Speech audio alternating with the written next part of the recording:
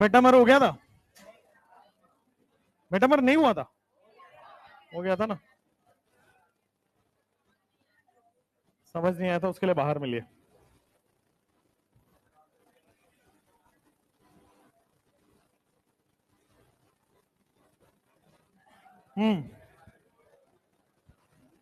कैसा रहा? 700 से ऊपर कितने को आ रहे हैं? कितने को आ रहे हैं 700 से ऊपर? 100 से ऊपर कितने आ रहे हैं? 100 से ऊपर किसी के आ रहे हैं? दो ही कैटेगरी है, या तो 700 से ऊपर या तो 100 से ऊपर। दूसरे वाले में हो आप सारे लोग। केमिस्ट्री में 700 से ऊपर आएगा गधों। चलो लिखो ऊपर, finding calculation of MR. Calculation of MR.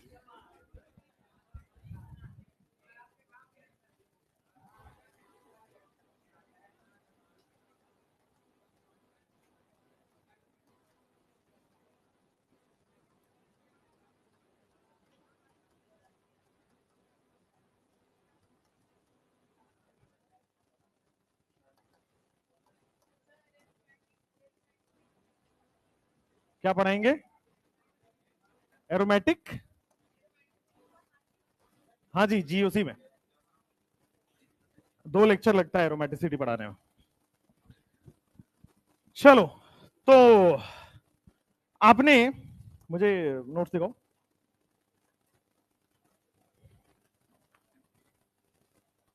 ठीक है, आपने अब पढ़ना है, जैसे आपने क्वेश्चन देखा होगा, calculate the total stereo isomers या calculate the total structure isomer.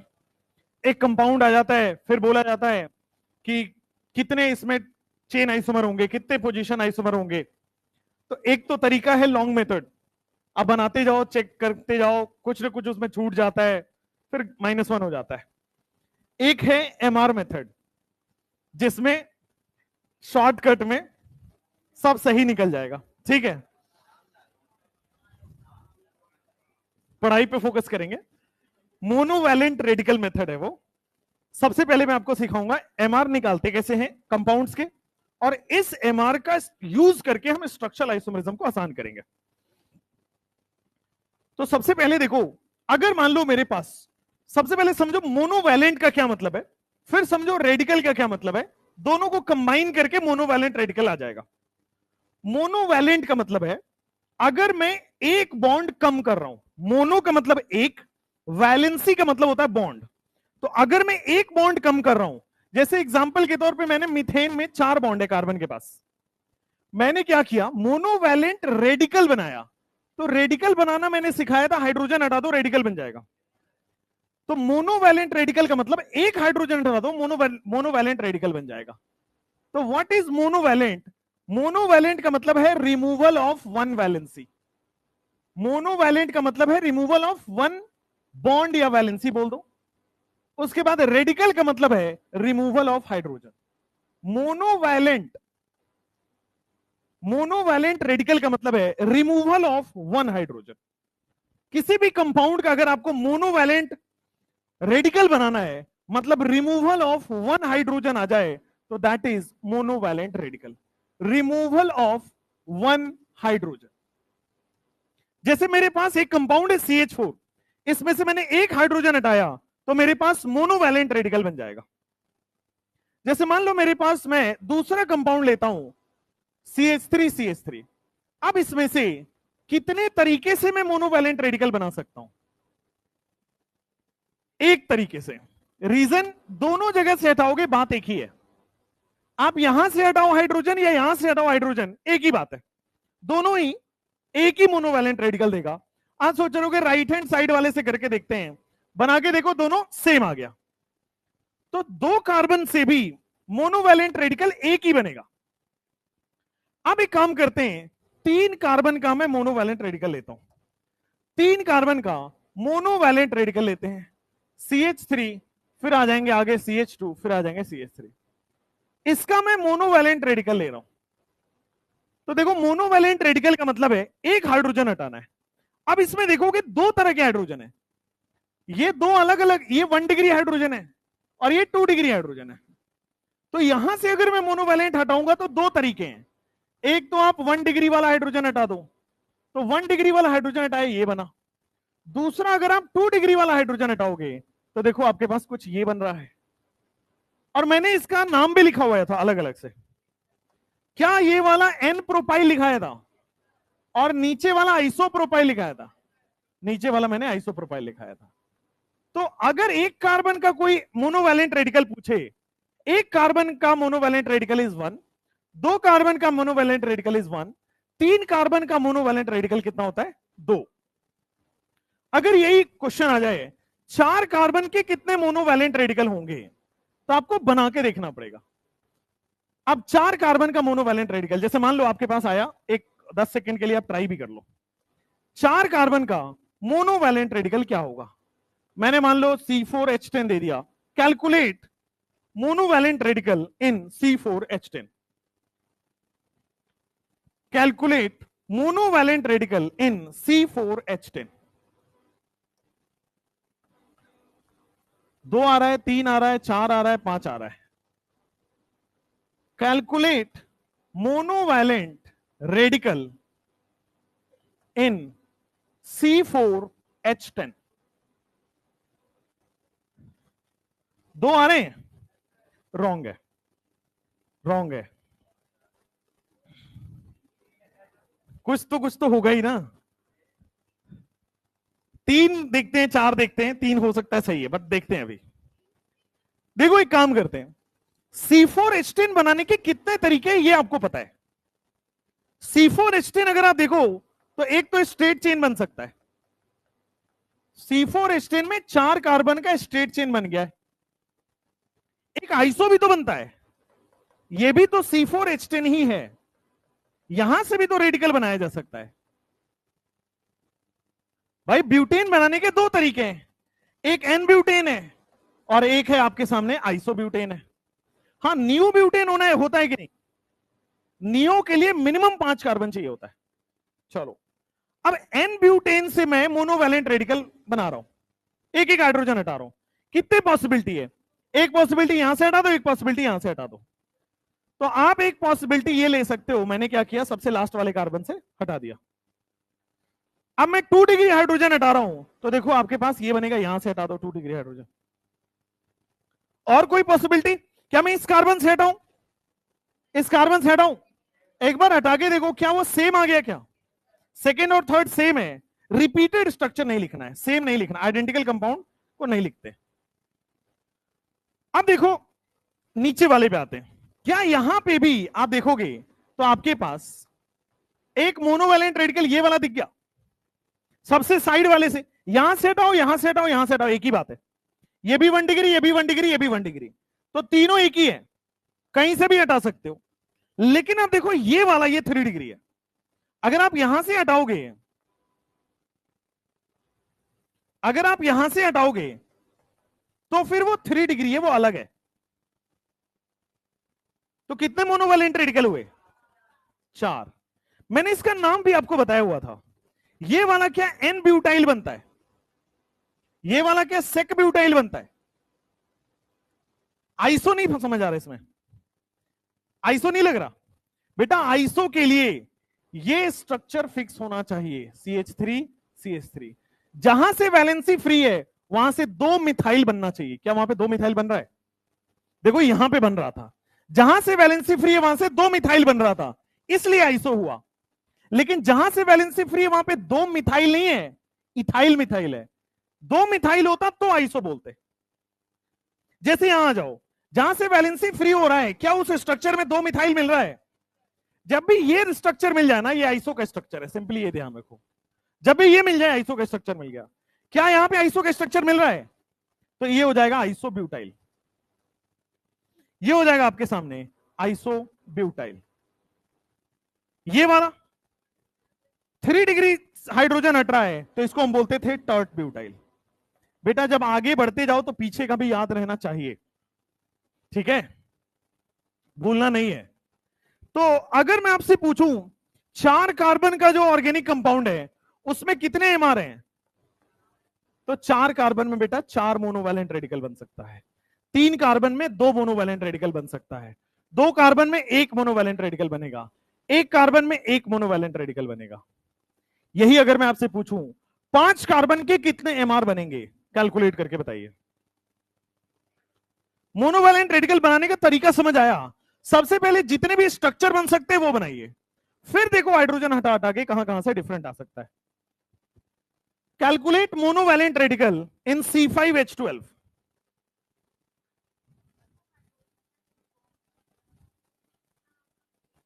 Cl जुड़ा हो सकता है, OH जुड़ा हो सकता है, कार्बन जुड़ा हो सकता है, कुछ भी जुड़ा हो सकता है।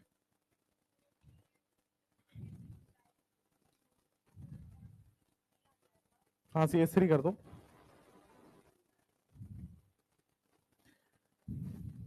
क्या ये वाला स्ट्रक्चर बन रहा है? अगर मान लीजिए आपके पास यहां पे आप CH3 लगा देते हैं तो आप कह रहे हैं आइसो है ये, पर वहां पे CH3 नहीं है ना। यहां पे आप क्या लगा सकते हो, कोई भी OH ग्रुप लगा दो, Cl ग्रुप लगा दो, कार्बन छोड़ के कुछ भी लगा दो, कार्बन छोड़ के कुछ भी लगा दो तो आपके पास रेडिकल बन जाएगा। कार्बन लगा दोगे तो वो स्ट्रेट चेन हो गया ना, फिर वो रेडिकल कहां रहा। मान लो यहां पे आप कह रहे हो मैं 4 कार्बन लगा देता हूं, एक क्यों 4 कार्बन लगा दो, पेरेंट चेन ही बदल गया, फिर वो कंपाउंड ही बदल गया। रेडिकल में कंपाउंड सेम रखना है। आप कार्बन लगा दोगे तो कंपाउंड ही बदल गया ना, देखो इधर 4 कार्बन इधर 5 कार्बन हो जाएगा, कंपाउंड ही बदल जाएगा। You can't put carbon there. Radical का मतलब है हाइड्रोजन हटा के कुछ अच्छा, रेडिकल का मतलब क्या होता है, डेरिवेटिव बनाना। जैसे CH4 में से हाइड्रोजन हटा के CH3Cl बनाते हैं, फिर CH2Cl2 बनाते हैं, फिर CHCl3 बनाते हैं, CCl4 बनाते हैं। हाइड्रोजन हटा के कोई और एलिमेंट लगाते हैं, कार्बन नहीं। H हो गया, Cl हो गया, एनीथिंग लाइक दैट। डेरिवेटिव होता है, रेडिकल का मतलब होता है डेरिवेटिव बनाना। इसका ही कोई डेरिवेटिव बनेगा। एल्केन का हेलो एल्केन बन सकता है, एल्केन का एल्कोहल बन सकता है, कार्बन नहीं जोड़ सकते। कार्बन जोड़ते ही कंपाउंड बदल जाएगा। क्या आपके पास C5H12 में मोनोवैलेंट रेडिकल बन गया? कितने बनेंगे, कैलकुलेट। कितने? 7 आ रहा है। ये किसका कॉपी है?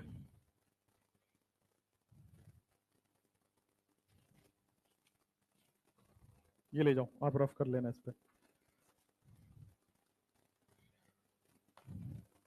Calculate MR। कितना आ रहा है? 8 आ रहा है, और 6 आ रहा है, और 7 आ रहा है, 5 आ रहा है, 8 आ रहा है। ओके, कैलकुलेट करके देखते हैं। ठीक है, 10 भी आ रहा है, बहुत बढ़िया।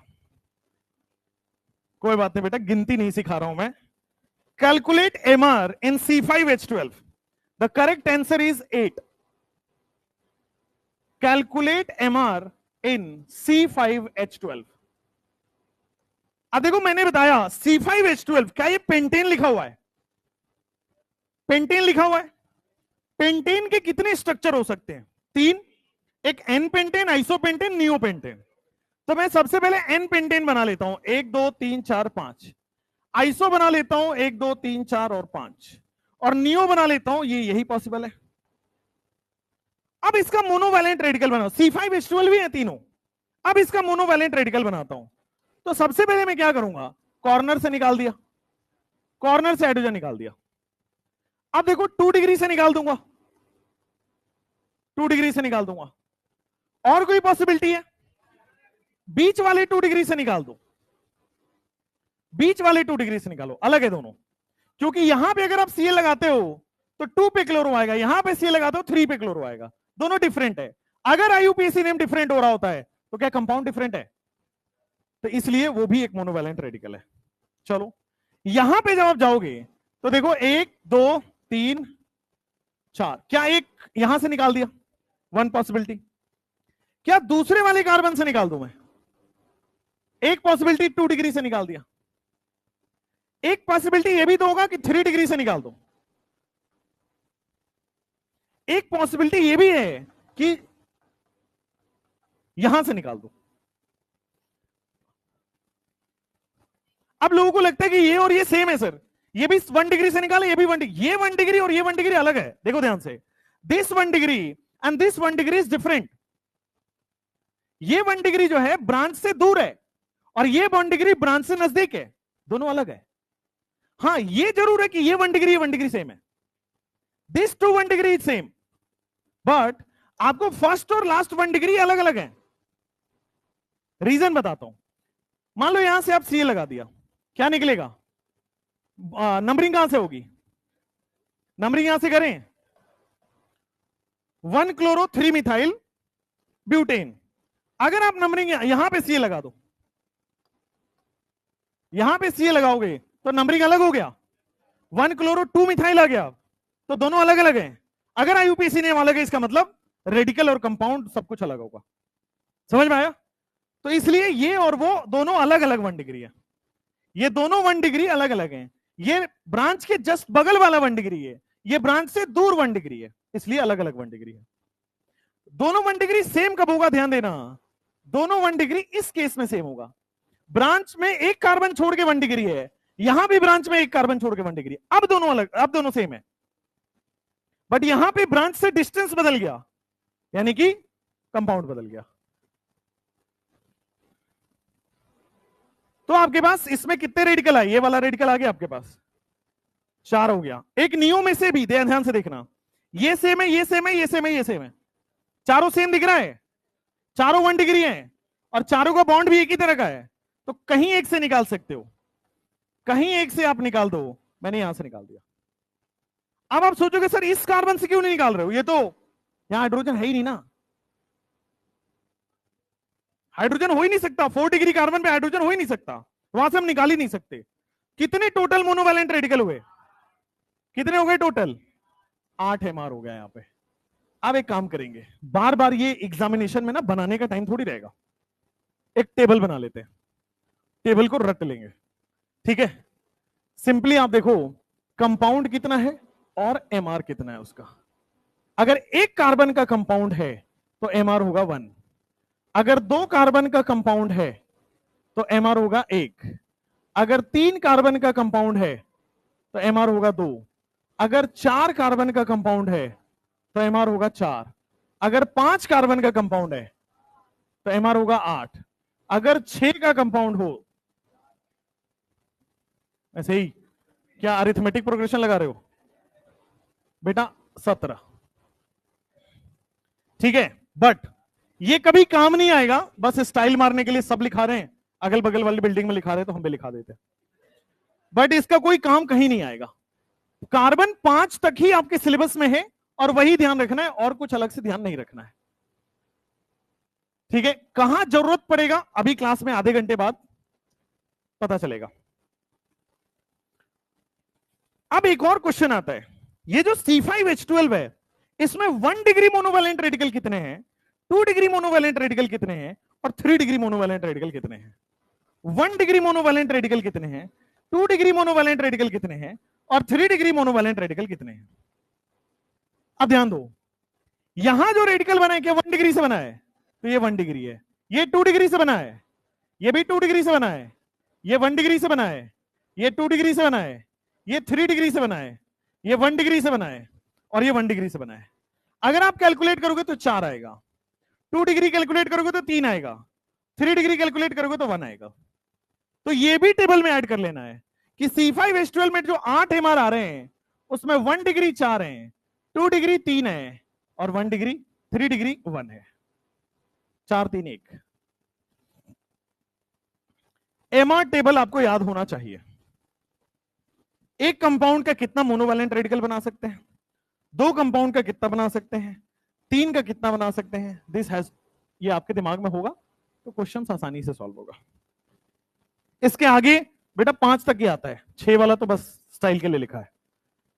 सोचो आप 17 रेडिकल बनाना पड़ जाए, नहीं आएगा ना वो एग्जाम में, मैक्सिमम 8 तक आता है।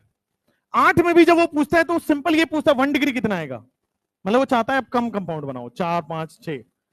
जब भी आइसोमर के क्वेश्चन होंगे तो मैक्सिमम 7 या 8 तक आंसर आता है, उसके बाद वाले आपके सिलेबस में नहीं है। मतलब 33 साल में तो नहीं आया तो इसका मतलब नहीं है, ये मान के चल रहा है।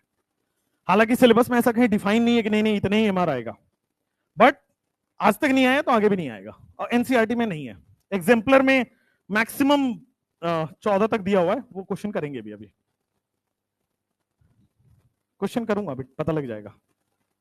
बस अभी तक जो पढ़ा उसमें ये टेबल याद होना चाहिए, दैट्स इट। और कोई कितने मोनोवैलेंट रेडिकल होंगे? मोनोवैलेंट रेडिकल का मतलब होता है कंपाउंड से एक हाइड्रोजन हटा के रेडिकल बनाना है। मोनोवैलेंट रेडिकल यही होता है, आपने लिख लिया होगा। अब यहां से टॉपिक आज का स्टार्ट हो रहा है। आपके पास बहुत बतेरे क्वेश्चन मिल जाएंगे। कैलकुलेट टोटल स्ट्रक्चरल आइसोमरिज्म, ठीक है? कंपाउंड दे देगा, टोटल स्ट्रक्चरल आइसोमरिज्म पूछ लेगा, ठीक है? लिखो heading, calculation of total structural isomerism. अगर क्वेश्चन में लिखा हुआ है टोटल स्ट्रक्चरल आइसोमरिज्म, इसका सीधा मतलब है वो चेन आइसोमरिज्म भी पूछ रहा है, पोजीशन भी पूछ रहा है, फंक्शनल भी पूछ रहा है, मेटामर भी पूछ रहा है, रिंग चेन भी पूछ रहा है। लिखा रहा हूं, अगर स्ट्रक्चरल आइसोमरिज्म पूछ रहा है, यानी कि वो जितने भी हमने पढ़े हैं, हमने पांचों के पांच टॉटोमर छोड़ के, वो सब के सब आपको सोचना है। अब इतना सोचने के लिए दिमाग चाहिए, अब वो नहीं है, तो इसके लिए कोई शॉर्ट ट्रिक बनाना पड़ेगा। वो है, वो बताएंगे अभी, ठीक है? तो लिखो ऊपर, कैलकुलेशन ऑफ टोटल। इसको थोड़ा YouTube वगैरह से थोड़ा पढ़ना मेरे पढ़ाने के बाद, फिर आपको मेरी वैल्यू पता लगेगी। नहीं है इसका शॉर्ट ट्रिक, जितने भी हैं सब फेल होते हैं। आप ले आना मेरे पास, मैं बताऊंगा। और ये मैं ऑनलाइन में बताता नहीं, क्योंकि छाप लेंगे सब अगले साल से। आपको पता है, आपने अब पढ़ना स्टार्ट किया होगा SCLA, ये पता है? थोड़ा मैं अपने बारे में आज फ्लॉन्ट करता हूं। फ्लॉन्ट करना मतलब समझते हो ना? फ्लॉन्ट करता हूं। ये SCLA ट्रिक मैंने बनाया था 2019 में। पहला YouTube वीडियो देख लेना जाके, YouTube झूठ नहीं बोलता, देख लेना। उसके बाद से इतनी जबरदस्त कॉपी हुई, लोगों को लगता मैंने कॉपी किया उनका, होता है ना? ऐसे ही लगता है। इतनी जबरदस्त कॉपी हो गई इसकी कि फिर छोड़ दो। पहले लोग 1.5 घंटे पढ़ाते थे फजांस रूल, फिर लगा कि यार ये बोल के किया जा सकता है। बहुत बड़ी नहीं है, आप भी पढ़ के बता सकते थे SCLA, बट वो होता है ना, पेटेंट वेटेंट नहीं होता है छोटी छोटी चीजों का, पेटेंट होता है आविष्कार का। इसमें क्या आविष्कार है? इसमें अल्फाबेट सजा दिया मैंने। चलो नेक्स्ट, पेटेंट करा लो। बहुत बढ़िया, पेटेंट वाले ना मुझे ऐसे भगाएंगे ना वहां से। Calculation of total structure isomers. जब भी स्ट्रक्चरल आइसोमर टोटल की बात हो रही है, तो उसमें चेन भी आएगा, पोजीशन भी आएगा, फंक्शनल भी आएगा, मेटामर भी आएगा, रिंग चेन भी आएगा। पांचों के पांच सोचने हैं एक कंपाउंड में। तो पहले तो आपको डिटेल मेथड करना है अगले 10 मिनट तक। पहले कॉन्सेप्ट बिल्ड करना है, then short trick will automatically come. आइए, calculate TSI in methane. Calculate TSI का मतलब समझ गए? इन मीथेन। व्हाट्सएप मत करना कि सर इसका फुल फॉर्म बता दीजिए। भाई लोगों ने पूछा है EI का मतलब क्या है sir? Empirical formula. GI GF तो बेटा यही पूछ लिया। हाँ, टॉटोमर नहीं, टॉटोमर GOC में पढ़ाऊंगा, उसके बाद आएगा। और कभी भी टॉटोमर काउंट करने के लिए नहीं आता, काउंट में यही 5 आते हैं। Tautomer is not a different isomer, tautomer inter convertible isomer होता है, इसलिए उसको हम लोग क्या दिखाते हैं? डबल एरो से। तो कभी इस फॉर्म में होता है, कभी इस फॉर्म में होता है, कभी इस फॉर्म में, तो कभी सेपरेट नहीं किया जा सकता। Tautomer can not be separated, इसलिए वो डिफरेंट आइसोमर में काउंट नहीं होते। चलो, जैसे मान लो आपके पास एक बीकर है, इस बीकर में मेरे पास 2 चेन आइसोमर है, तो आप आइडेंटिफाई कर पाओगे 2 कंपाउंड अलग अलग से, दोनों का प्रॉपर्टी अलग अलग होगा। बट अगर 2 टॉटोमर पड़े हैं, you can not find out, वो मिक्स रहते हैं, एक दूसरे में इंटर कन्वर्ट होते रहते हैं, इक्विलिब्रियम में रहते हैं tautomer. Tautomer is always in equilibrium, equilibrium में रहता है, तो आप आइडेंटिफाई नहीं कर पाओगे। कभी इसमें मेरे किसी टाइम पे इधर आ जाए, कभी इस टाइम पे इधर, कभी इस टाइम पे इधर, ठीक है?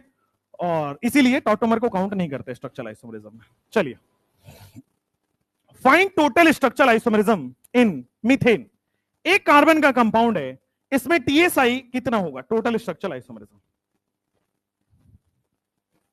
स्ट्रक्चरल आइसोमरिज्म का क्वेश्चन आए तो सबसे पहले आपको सोचना है चेन आइसोमरिज्म के बारे में, क्योंकि चेन होगा तभी पोजीशन होगा, ठीक बात है? बिना चेन आइसोमरिज्म के पोजीशन एग्जिस्ट नहीं कर सकता। अब चेन आइसोमरिज्म के लिए सबसे पहले आपको स्ट्रेट चेन बना लेना है और इसको तोड़ के छोटा करना है।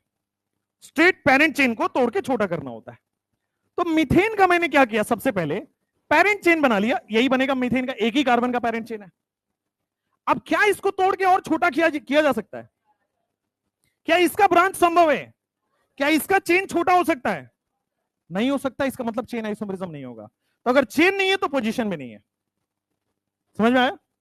फंक्शनल ग्रुप है नहीं तो फंक्शनल आइसोमेरिज्म नहीं है। पॉलीवैलेंट फंक्शनल ग्रुप नहीं है, मेटामर नहीं है, DU1 नहीं है, रिंग चेन आइसोमेरिज्म नहीं है, मतलब इसमें कुछ भी नहीं है। तो CH4 कोई आइसोमेरिज्म शो नहीं करता है। आइसोमेरिज्म होने के लिए इसका कई किताबों में आंसर 1 दिया है, दैट इज रॉन्ग। एनसीईआरटी कहती है आइसोमेरिज्म के लिए मिनिमम 2 कंपाउंड का होना जरूरी है, 2 या 2 कंपाउंड जिसके मोलिकुलर फॉर्मूला सेम हो, तब वो आइसोमेरिज्म शो करेगा।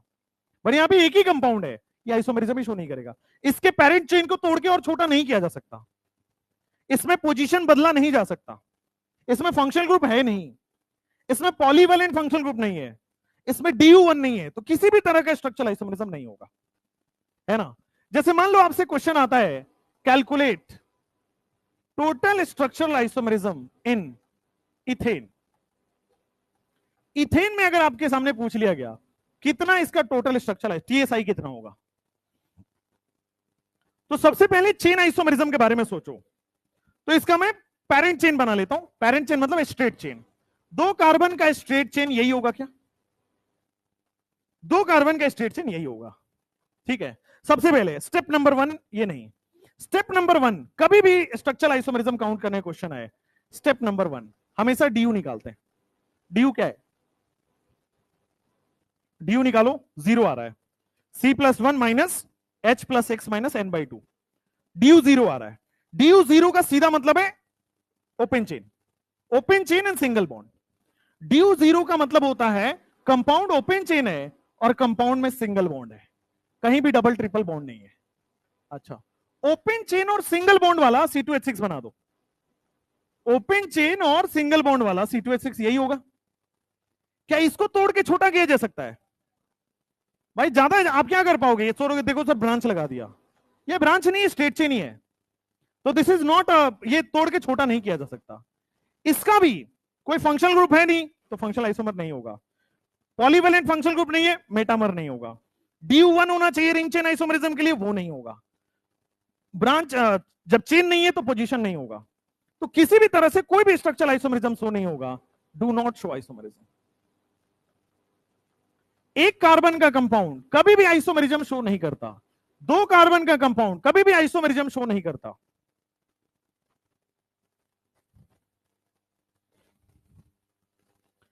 अगर पेरेंट चेन को तोड़ के छोटा किया जा सकता हो तभी आप सोचोगे। जैसे मान लो आपके पास calculate total structural isomerism in propane, propane यानी कि आपके पास आ जाएगा C3H8। स्टेप नंबर 1 कभी भी टोटल स्ट्रक्चरल आइसोमेरिज्म का क्वेश्चन आए, स्टेप नंबर 1 क्या होता है? आपको निकालना पड़ेगा DU। स्टेप नंबर 1 आपको क्या निकालना पड़ेगा? Degree of unsaturation DU। DU कितना हो जाएगा? 0। अब DU 0 है यानी कि open chain and single bond. DU 0 का मतलब होता है open chain and single bond, तो आप ओपन चेन और सिंगल बॉन्ड इसको मान लो। DU 0 का मतलब open chain and single bond. आप ओपन चेन और सिंगल बॉन्ड बना दो। ओपन चेन और सिंगल बॉन्ड में बनाने जा रहा हूं, क्या यही होगा? अब मुझे बताओ क्या इसको तोड़ के ब्रांच बनाया जा सकता है या छोटा किया जा सकता है? मिनिमम कार्बन ब्रांच बनाने के लिए या मिनिमम कार्बन पेरेंट चेन को तोड़ने के लिए 4 चाहिए होता है, सीटी में समझाया हुआ था। मिनिमम कार्बन ब्रांच के लिए 4 चाहिए होता है, या मिनिमम कार्बन पेरेंट चेन को छोटा करने के लिए, तोड़ने के लिए 4 चाहिए होता है। इसमें भी नहीं होगा। कोई फंक्शनल ग्रुप नहीं है, फंक्शनल आइसोमेरिज्म नहीं होगा। जब चेन नहीं है तो पोजीशन नहीं होगा।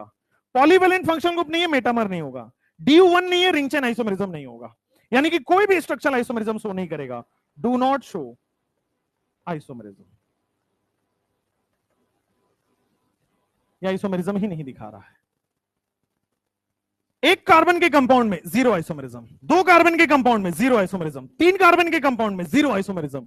अगर आपके पास कह दिया जाए 4 कार्बन का कंपाउंड है, अब होगा कैलकुलेट टोटल स्ट्रक्चरल आइसोमेरिज्म इन ब्यूटेन। ब्यूटेन यानी कि C4H10।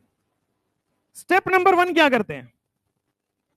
कभी भी TSI का क्वेश्चन आए, स्ट्रक्चरल आइसोमेरिज्म निकालने का क्वेश्चन आए, स्टेप नंबर 1 में ड्यू निकालते हैं। ड्यू कितना आ रहा है? 0।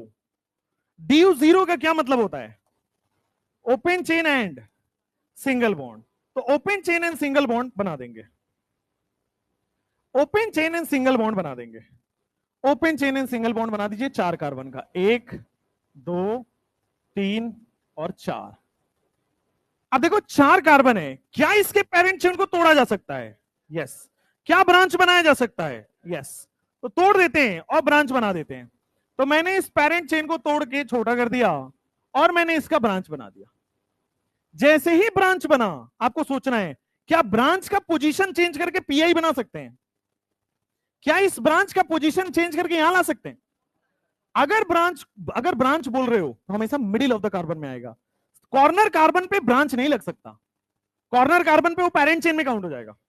ब्रांच नहीं लग सकता, इसलिए इसको फर्दर चेंज नहीं कर सकते। तो कितने आइसोमर हो गए? 2 हो गए। इसको क्या तोड़ के और छोटा किया जा सकता है? 3 कार्बन को तोड़ के और छोटा नहीं किया जा सकता। पेरेंट चेन में 4 कार्बन चाहिए होगा, तभी जाके और छोटा हो पाएगा। तो इसके टोटल कितने आइसोमर हो गए? तो टीएसआई हो गए आपके पास। टोटल स्ट्रक्चरल आइसोमरिज्म कितना हो गया आपके पास? 2। आपने पढ़ा भी है, ब्यूटेन में 2 होते हैं, एन ब्यूटेन और आइसोब्यूटेन, वो यही लिखा हुआ है। वो स्ट्रक्चरल आइसोमरिज्म ही पढ़ा है आपने।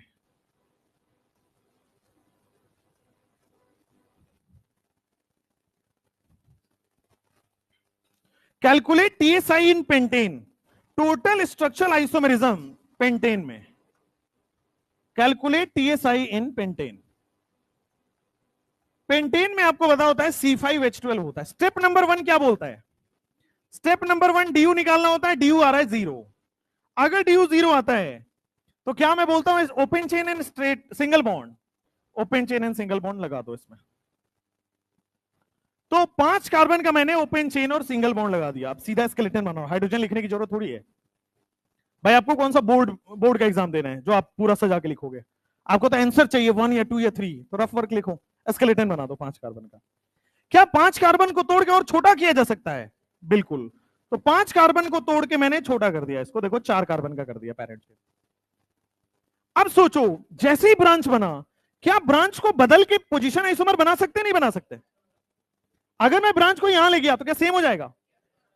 अगर मैं ब्रांच को बच्चों यहां ले गया तो क्या सेम हो गया ना ऊपर नीचे? तो सेम तो नहीं लिखते, आइडेंटिकल कंपाउंड तो नहीं लिखते। लेकिन मैं इसको और छोटा कर सकता हूं। 4 कार्बन है पेरेंट चेन में। अगर पेरेंट चेन में 4 कार्बन है तो पेरेंट चेन को छोटा किया जा सकता है। तो इसी को हम लोग नियो बोलते थे। नियो में मिनिमम 5 कार्बन चाहिए होता था, है तो इसी को बोल 3 कार्बन होगा। टोटल टीएसआई कितना हो जाएगा इसमें? TSI is equal to 3। ये होता था आपके पास एन पेंटेन, फिर होता था आपके पास आइसोपेंटेन, और मिनिमम कार्बन चाहिए होता है नियोपेंटेन के लिए 5।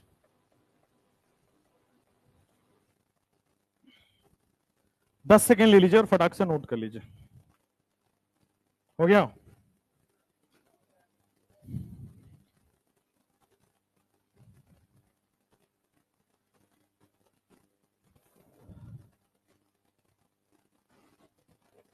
यहां तक में कोई दिक्कत नहीं आती, ये रटा रटाया भी होता है, ठीक है, कि पेंटेन तक तो एन आइसोनियो पता है।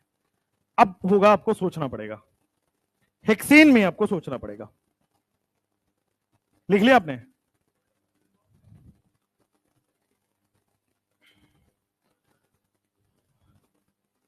जल्दी लिखो बेटा, तुम मुझे बोर्ड दो, मैं तुम्हें क्वेश्चन दूंगा। बोर्ड तो दो मुझे। किसका डायलॉग था, आपको याद है ये? अरे मतलब दूसरा वर्जन उसका। तुम मुझे खून दो, मैं तुम्हें आजादी दूंगा।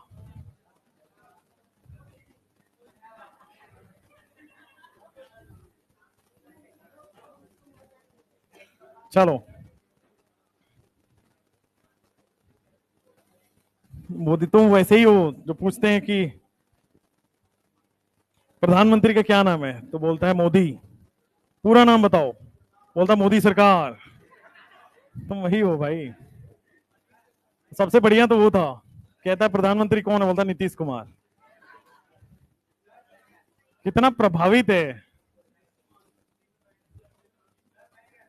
चलो इधर बैक, शक्ल बार बार बोलनी नहीं चाहिए, जैसी है वैसी। कैलकुलेट टीएसआई इन हेक्सेन।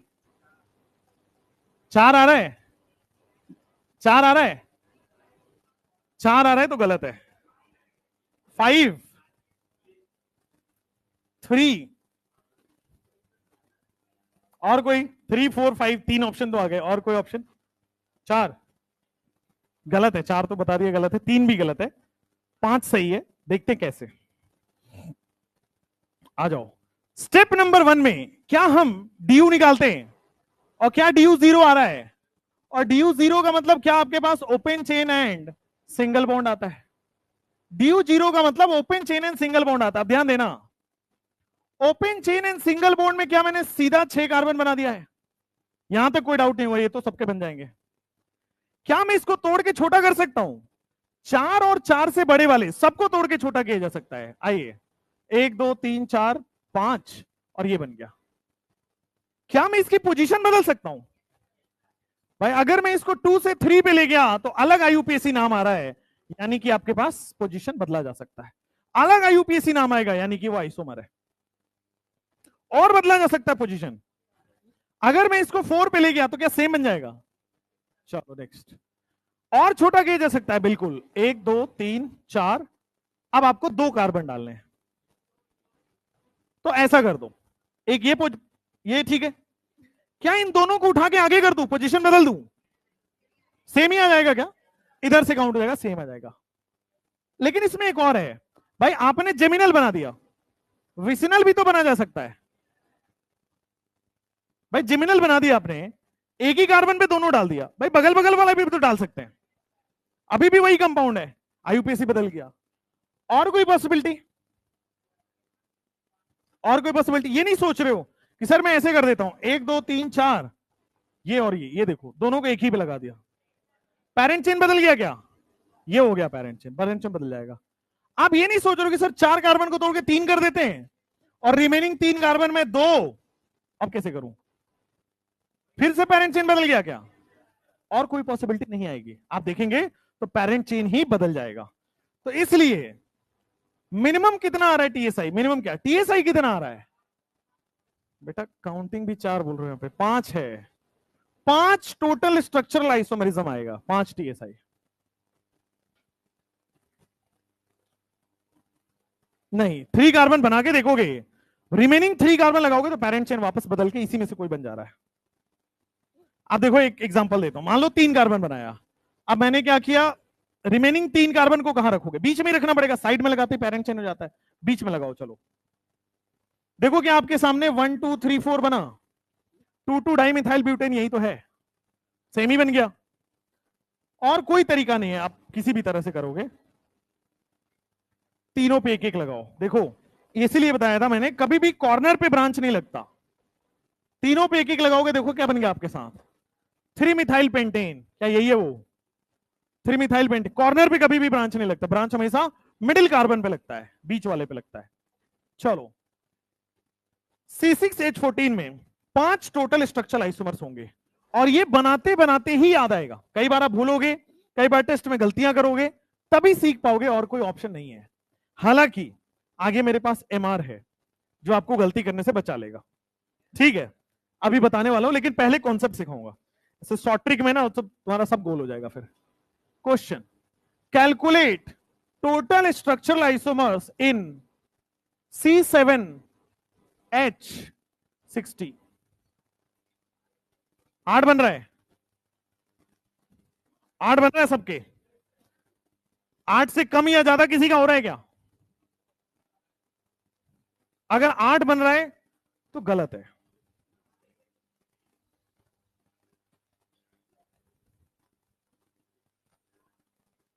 अगर 7 बन रहा है तो गलत है।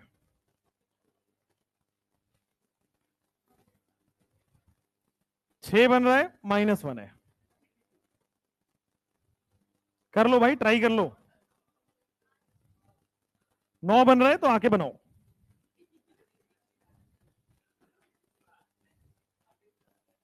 अगर 9 बन रहा है तो आके बनाओ, और एक गलती हुआ फिर 9 मंजिल से ऊपर फेंकूंगा मैं।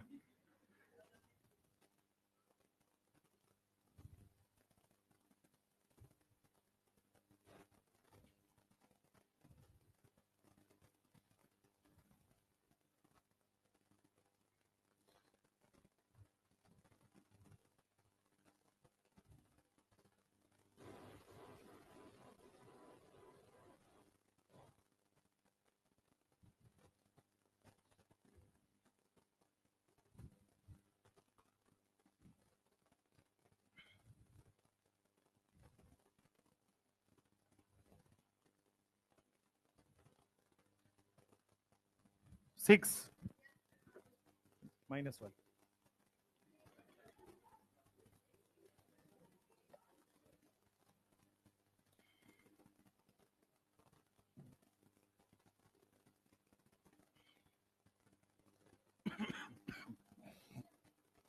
सेवन 7 आ रहा है, सबका आ रहा है 7 आ रहा है।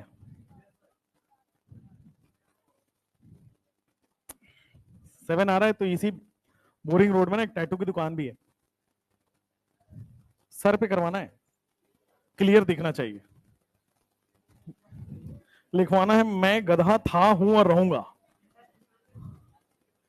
चलो कैलकुलेट टीएसआई आता। स्टेप नंबर 1, स्टेप नंबर 1 आपने किया क्या? ड्यू कितना आ रहा है? ड्यू सबका 0 आ रहा है।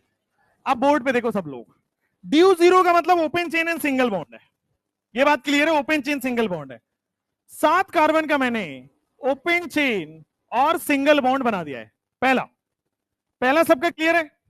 बोर्ड पे देख लो गधों। 7 कार्बन के बाद 6 कार्बन का मैंने पेरेंट चेन बना के और मैंने चेन आइसोमर बना दिया है। क्या इसका पोजीशन बदला जा सकता है? पोजीशन बदल देता हूं मैं, 1 2 3 4 5 6 पोजीशन बदल दिया। क्या और पोजीशन बदलूं? और पोजीशन बदलूंगा तो सेम निकल आएगा। अब मैं इसको 6 के बजाय 5 कर देता हूं, 5 हो गया। 5 में मेरे को 2 कार्बन लगाने हैं। अब देखो 2 कार्बन यहां पे लगा दूं मैं, क्या इन दोनों की पोजीशन बदल दूं तो देखो 2 2 की जगह 3 3 पे आ जाएगा वो। ये आप छोड़ देते हो जनरली, ये भी बन गया है, यहां तक बना है, बहुत बढ़िया। क्या इसकी पोजीशन और आगे कर सकता हूं? सेम आ जाएगा। चलो तो फिर मुझे पेरेंट चेन में कुछ ना कुछ तोड़ना होगा, पेरेंट चेन को और तोड़ देते हैं। 4 कार्बन कर दिया। रुक जाओ, टीचर मैं हूं इधर। क्या 4 कार्बन के बाद क्या आप ये देख सकते हो कि ये बन रहा है, ये बन रहा है और ये बन रहा है ना, ये भी बना हुआ है। छूटा क्या तुमसे? सुनो, एक काम करो, एक काम करो, आप ये वाला छोड़ चुके होगे पक्का, ये देखना 2 कार्बन यहां पे लगा दो, ये भी बना है। ये नहीं होगा, ये होगा भाई, ये छूट गया है, देखो जो गौर से, ये बनाए हो तुम, ये नहीं होगा। क्यों भाई? 5 कार्बन 2 कार्बन 7 कार्बन होगा तो सही, ये होगा। सोचे देखिए, यही छूटा है, यही गलती है तुम्हारी। क्या पेरेंट चेन बदल जाएगा? करके देखो, 1 2 3 4 5। 3 पे इथाइल कहां रहा है? 3 पे इथाइल कहां रहा है? वो छूटा है, वो आप सोच नहीं पा रहे हो। आपको लगता है हमेशा 2 कार्बन ब्रांच ही बन सकता है, ऊपर नीचे बन सकता है। 2 कार्बन एक साथ भी तो बन सकता है, वो बना तो है इथाइल वहां पे। अब आ जाओ, कितने हो गए? 1 2 3 4 5 6 7। रुको, आप इसको ऐसे कर दो, 1 2 3 4, ठीक है।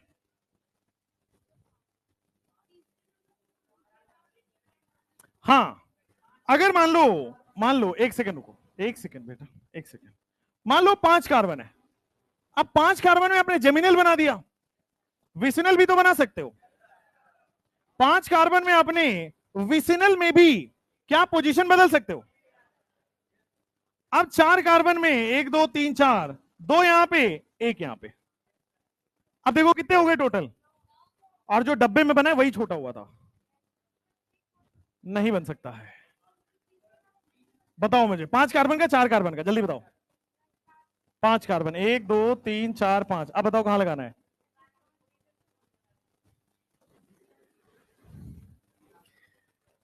गजनी मूवी देखा आपने? टोटल स्ट्रक्चरल आइसोमरिज्म 9 होता है, बताइए। हाँ, बस सर बोलने के लिए बोला था। कैसे? बताओ बताओ बताओ, मुझे बताओ कितने कार्बन का पेरेंट चेन बनाऊं। अगर आपका दिमाग लग रहा है तो लगाइए, वैसे कम है। इसके अलावा और कोई ऑप्शन नहीं है, सारे ऑप्शन रिपीट होंगे। बना के देख लीजिए। नेम कर नाम लिख लो ना यार, आईयूपीएससी का। आईयूपीएससी का नाम लिख लो, आप कोई भी बनाओ सेम ही आएगा। C7H16 में गूगल करना, आंसर 8 दिखेगा। तो गूगल हमेशा सही हो ये जरूरी नहीं है, ठीक है क्या? एक ये वाला कैसे पॉसिबल है? क्यों भाई? पांच कार्बन का पेरेंट चेन बनाया, रिमेनिंग 2 कार्बन है। अब 2 कार्बन ये तो अलग अलग करके बांट दो, या तो एक जगह करके रख दो। आप ये नहीं कर पाते, 1 2 3 4 5 ये नहीं कर पाते आप, क्योंकि इसमें पेरेंट चेन फिर बदल गया।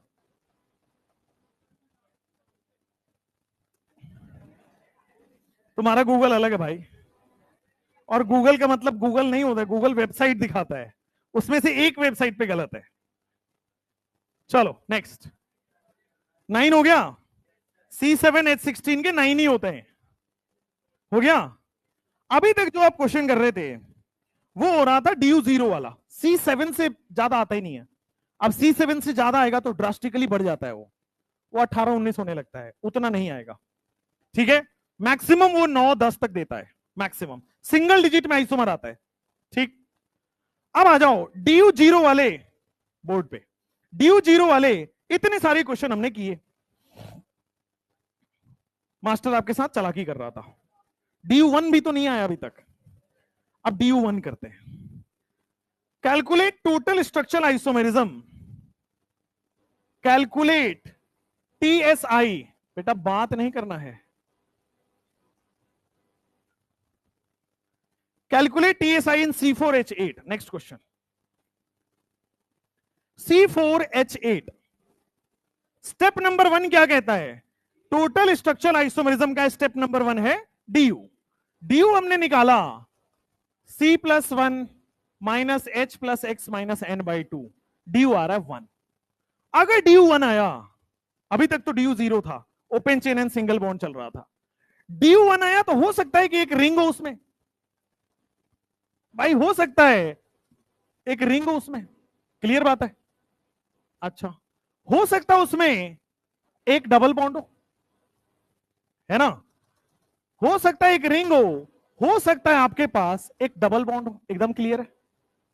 1 DU का मतलब यही हो सकता है, और कोई पॉसिबिलिटी नहीं है। आप सोचोगे रिंग भी हो, डबल बॉन्ड भी हो, DU2 हो जाएगा। आप सोचोगे ट्रिपल बॉन्ड हो, DU2 हो जाएगा। एक DU का मतलब या तो एक रिंग हो या तो एक डबल बॉन्ड हो, दोनों अलग अलग है, या तो एक रिंग हो या तो डबल बॉन्ड हो। अब एक काम करते हैं, बोर्ड पे देखना, मैं इसके साइक्लिक आइसोमर बना रहा हूं, फिर एसाइक्लिक पे जाऊंगा। DU1 है यानी कि एक साइकिल होना चाहिए, 4 कार्बन का एक साइकिल बनाइए, 4 कार्बन का एक साइकिल के यही बन सकता है। इसमें कोई भी ब्रांच नहीं, कोई पोजीशन कुछ नहीं आ पाएगा। इसको तोड़ के काम करते, छोटा करते, पेरेंट चेन बदल दिया मैंने 3 कार्बन का, और फिर यहां आ गया। क्या मैं इसकी पोजीशन बदल दूं तो बदल जाएगा क्या? सेम ही रहेगा। मैं इसको यहां लगाऊं, मैं इसको यहां लगाऊं, सेम रहने वाला है। तो साइक्लिक आइसोमर तो यही होगा। एक काम करते हैं, ए साइक्लिक आइसोमर की बात करते हैं। ए साइक्लिक में 1 2 3 4, क्या ये आने वाला है? ए साइक्लिक में एक डबल बॉन्ड, एक डबल बॉन्ड। क्या मैं इस डबल बॉन्ड को तोड़ के यहां कर दूं, मतलब डबल बॉन्ड को शिफ्ट कर दूं, तोड़ नहीं रहा, डबल बॉन्ड को मैं शिफ्ट कर रहा हूं, क्या पोजीशन आइसोमर बन जाएगा? बन जाएगा। नेक्स्ट, अब देखो 4 कार्बन को लिखने का तरीका ये भी तो है, आइसोब्यूटेन, इसमें भी तो डबल बॉन्ड डाल सकते हैं। यहां डालो, यहां डालो, यहां डालो, तीनों सेम है क्या? टोटल साइक्लिक आइसोमर कितने हैं C4H8 के? 2। ए साइक्लिक आइसोमर कितने हैं? 3। टोटल कितना है? 5। ये पूछा जाता है आपके नीट के प्रीवियस ईयर में, इसका साइक्लिक आइसोमर पूछा है। साइक्लिक, केवल साइक्लिक वाले बताने थे, आंसर आ जाएगा 2। कहेगा ए साइक्लिक यानी कि ओपन चेन वाले बताओ, तो आ जाएगा 3। TSI पूछ ले कोई, टोटल जोड़ के बताओ, 5। C4H8 में क्या क्या पॉसिबिलिटी है? तो 4 कार्बन में डबल बॉन्ड बदल सकता है, या तो 3 कार्बन का पेरेंट चेन हो, वहां भी तो डबल बॉन्ड बदल सकता है। तो आपके पास टोटल हो गया 5, C4H8। नेक्स्ट क्वेश्चन,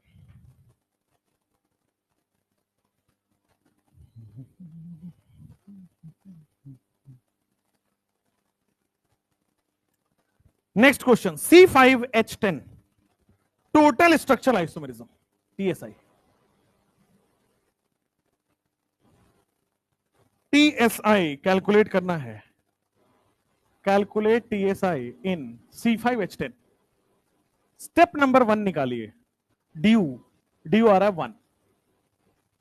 अगर ड्यू 1 आ जाए तो या तो साइकिल होगा या तो डबल बॉन्ड होगा। ड्यू 1 का मतलब दो ही हो सकता है, या तो साइक्लिक होगा, साइक्लिक का मतलब उसमें एक रिंग होगा, या तो आपके पास ए साइक्लिक होगा, यानी कि ए साइक्लिक का मतलब ओपन चेन, यानी कि ओपन चेन में एक डबल बॉन्ड होगा।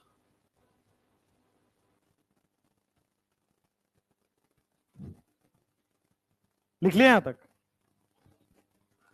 थोड़ी देर बोर्ड पे देखो, बोर्ड पे देखो। सबसे पहले मैं काम कर रहा हूं, मैं इसके साइक्लिक आइसोमर बना रहा हूं। तो साइक्लिक का मतलब 5 कार्बन का साइकिल, क्या साइक्लोपेंटेन हो जाएगा?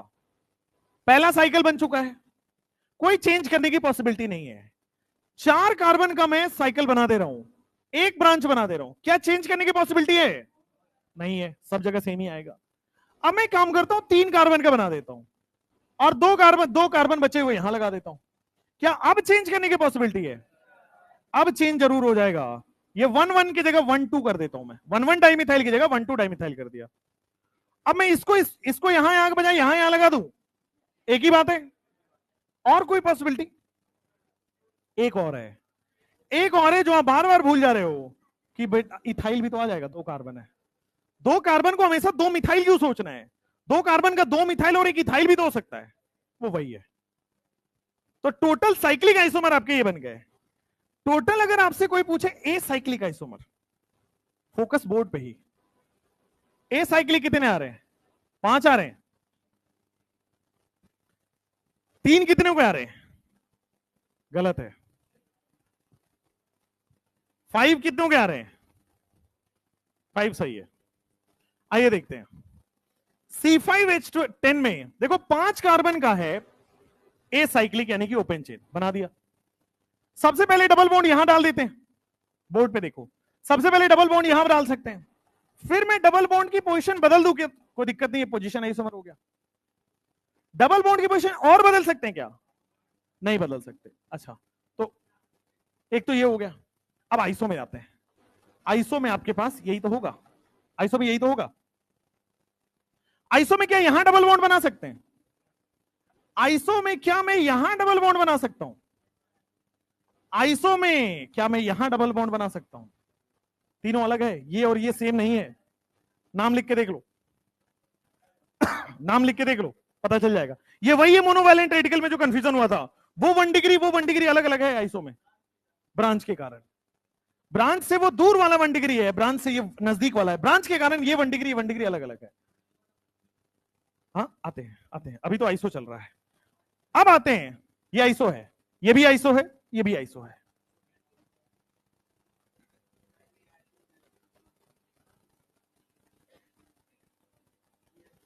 मैं कह रहा हूं ये नहीं बन सकता, समझ रहे हो ना? वो और वो सेम है, ये और ये सेम है, समझे? अच्छा नेक्स्ट, अब आपके पास कितने बन गए? ये 5 बन गए। आप सोचोगे सर नियो में भी तो सोचो एक बार, नियो में कार्बन के ऑलरेडी 4 बॉन्ड बने हुए हैं। अगर आप करोगे तो बेटा महापाप हो जाएगा। अगर आप डबल बॉन्ड कहीं भी लगाने की कोशिश किए तो बेटा नरक में भी जगह नहीं है फिर। ठीक है, कितने हो गए टोटल? साइक्लिक आइसोमर पूछा जाए क्या बोलोगे? ए साइक्लिक कितने होंगे? Cyclic isomer is 5। A cyclic पूछ ले कोई तो 5, और टीएसआई पूछ ले कोई तो 10। जिपमर का नाम सुने हो? One of the best medical colleges. और जब उसका एग्जाम अलग से हुआ करता था, उसका प्रीवियस ईयर क्वेश्चन है, टोटल साइक्लिक आइसोमर पूछा था।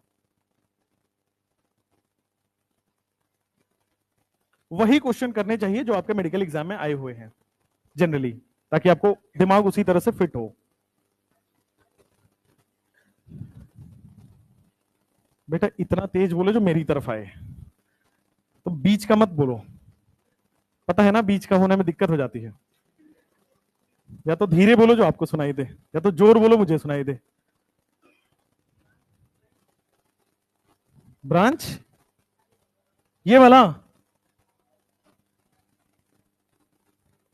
इधर 3 कार्बन ले ले पेरेंट चेन, ये कह रहे हो।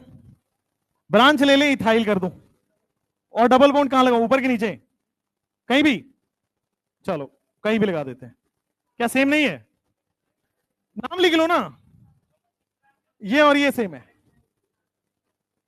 सेम हो गया ना, पेरेंट चेन बदल गया भाई। देखो 1 2 3 4 3 मिथाइल ब्यूटेन, वही तो है वो, 3 मिथाइल ब्यूट 1 ही नहीं तो है ये वाला, सेम हो जाएगा। अच्छी बात है आप सोच रहे हो, लेकिन सही सोचो। साइक्लिक आइसोमर 5 हो गया, ए साइक्लिक आइसोमर 5 हो गया, टीएसआई 10 हो गया। नेक्स्ट क्वेश्चन, C5 एस्टिन के बाद C4H6, calculate TSI in C4H6।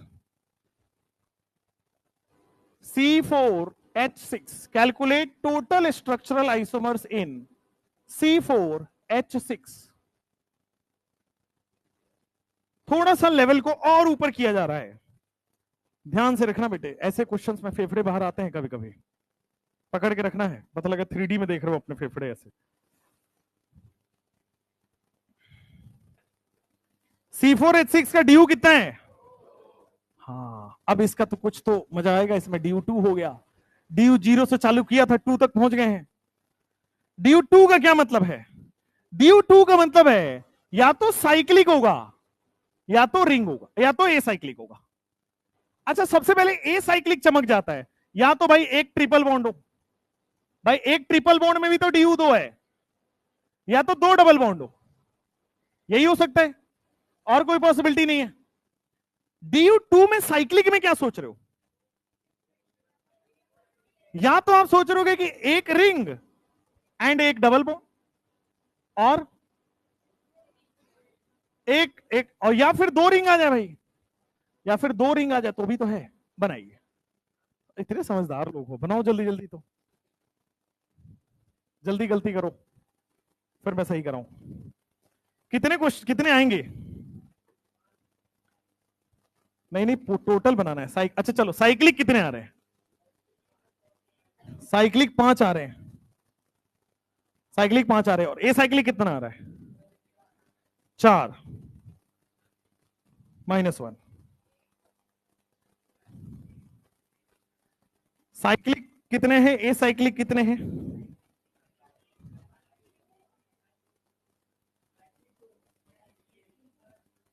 सही है तुम्हारा, मेरा गलत है। हाँ, साइक्लिक 2 -1, साइक्लिक 3 -1। बेटा थोड़ा लेवल बढ़ाओ, कितना नीचे गिरे हुए हो तुम, ऊपर उठो बेटा थोड़ा, 2 3 से तो कम से कम बाहर निकलो।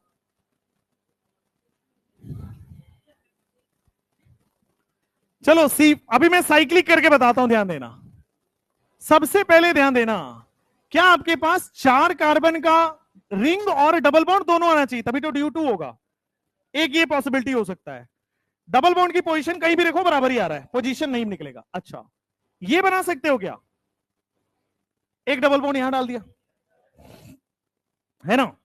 लेकिन जैसे ही ब्रांच आया, कुछ कुछ होता है। क्या हुआ, क्या आपको भी पोजीशन आइसोमर बनता हुआ दिखा क्या? देखो यहां पे 1 पे है, यहां पे 3 पे आ जाएगा। अगर आप इसकी काउंटिंग करोगे तो ये 1 2 3 होगा, इसकी काउंटिंग करोगे तो 1 2 3 होगा। यहां 1 पे ब्रांच है, वहां 3 पे ब्रांच है, पोजीशन आइसोमर आ गया है। अच्छा, एक और, एक और बेटा ध्यान से, क्या मैं ये बना सकता हूं? ड्यू 2 है ना, देखो ड्यू 2 है ना। अच्छा, कितने हो गए? 4 हो गए, 4 हो गए। और सोचो बेटा, ये भी तो संभव है, C4H6 में 2 रिंग भी तो बन सकता है। C4H6 में 2 रिंग कौन सोचेगा? ये भी तो है, इसका भी तो ड्यू 2 है ना? तो टोटल साइक्लिक आइसोमर कितने हो गए? टोटल साइक्लिक आइसोमर बेटे 5। भांग खा के क्लास में नहीं बैठना है, 4 गधों।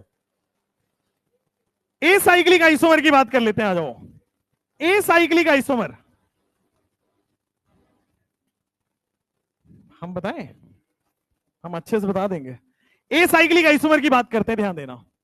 या तो आपके पास कितने 4 कार्बन है, 4 कार्बन में एक ट्रिपल बॉन्ड हो सकता है, या तो ट्रिपल बॉन्ड की पोजीशन बदली जा सकती है ना, या फिर डबल बॉन्ड भी तो आ सकता है। 2 डबल बॉन्ड लगा दो ऐसे, देखो कार्बन के 4 बॉन्ड बने हुए हैं।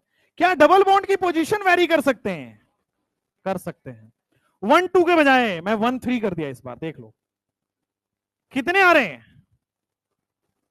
अच्छा, क्या इसमें आइसो नहीं सोचेंगे? 1 2 3 4 आइसो में अगर ट्रिपल बॉन्ड बनाने जाओगे महापाप हो गया, अगर 2 डबल बॉन्ड बनाने जाओगे तो भी महापाप हो गया, नहीं बन सकता। कितने हो गए? साइक्लिक आइसोमर हो गए 5, ए साइक्लिक आइसोमर हो गए आपके पास 4, टीएसआई कितना हो गया? 9। एम्स का नाम सुना है? पहले एग्जाम होता था, ये जानकारी है?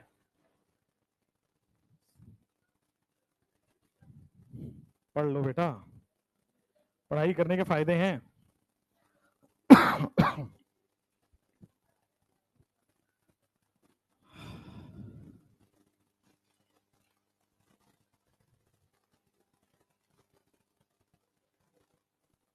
किसको? ये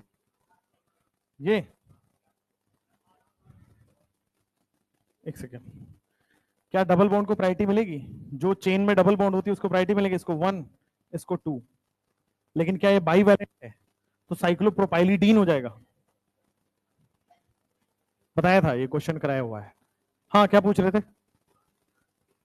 ये वाला, ये वाला कह रहा है 2 रिंग भी तो हो सकता है, तब भी तो 2 डीयू होगा। तो 4 कार्बन है, 2 रिंग बनाने का तरीका है ना, 2 रिंग बना दिया। बॉन्ड कहां बॉन्ड है इसमें? ये और ये कार्बन का बॉन्ड बना है, ये वाला भाई 2 रिंग बन गया ना, एक 3 मेंबर। काउंट करो, C4H6 ही आ रहा है। ठीक है, this is a way of creating 2 rings, 2 ring बनाने का तरीका है। इसको बाईसाइक्लो में कराया था, याद हो तो। ये बाईसाइक्लो है ना, 4 कार्बन का बाईसाइक्लो बना दिया। बाईसाइक्लो का ड्यू 2 होता है। चलो अब करो calculate TSI, total structure monochloro derivative of C4H10। ऐसे क्वेश्चन सुना है आपने? फाइंड ऑल मोनोक्लोरो डेरिवेटिव्स, ऐसा आता है नीट में। Find all monochloro derivatives, question में फाइंड ऑल मोनोक्लोरो, मोनोक्लोरो का मतलब वही एमआर की बात कर रहा है वो, monovalent radical. Monochloro derivatives of C4H10। Find all monochloro derivatives of C4H10। या फिर इस क्वेश्चन को ऐसे भी कहा जा सकता है, find total structural isomers of C4H9Cl। Total structural isomers of C4H9Cl। आ जाओ करते हैं मोनोक्लोरो डेरिवेटिव्स। मोनोक्लोरो डेरिवेटिव का मतलब है एक हाइड्रोजन हटा के एक Cl लगाना है, यही मोनोक्लोरो डेरिवेटिव है। C4H10 में मोनोक्लोरो डेरिवेटिव्स